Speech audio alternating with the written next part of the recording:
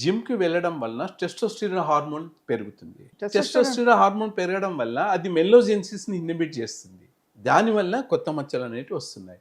Okay. ఎప్పుడైతే నేను stop చేపించానో అప్పటి నుంచి కొత్త మచ్చలు రావడం ఆగిపోయాయి.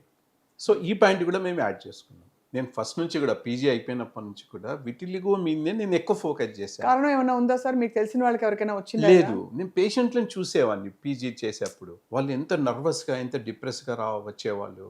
మళ్ళీ వాళ్ళని చూసి మన వాళ్ళు కూడా ఒక నిర్లిప్తంగా వాళ్ళకి చూడడం కానీ ఇది జరగడము. ముఖ్యంగా పేషెంట్కి విటిలిగో పేషెంట్లో ఒకటి చిన్నపిల్లలైతే స్కూల్లో ప్రాబ్లం అవుతుంది అండ్ మెయిన్ పేరెంట్స్ బాధపడుతుంటారు.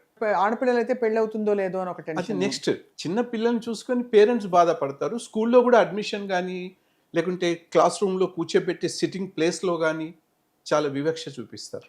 ఎందుకంటే విటిలుగా అంటువ్యాధని చాలా మంది అపోహపడతారు. మళ్ళీ యాక్చువల్లీ ఇది అంటువ్యాధి కానే కాదు. అవును.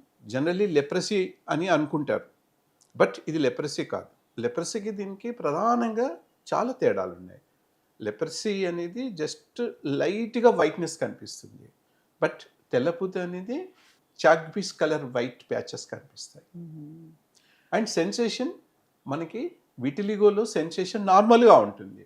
లెప్రసీలో లోపించవచ్చు లేదా తగ్గొచ్చు. ఇది ఎవరు పట్టించుకోరు. జస్ట్ ఆ పిల్లని చూడగానే ఈవెన్ వేరే వాళ్ళ ఫాదర్ మదర్ కూడా ఆబ్జెక్షన్ చెప్తారు. అవును.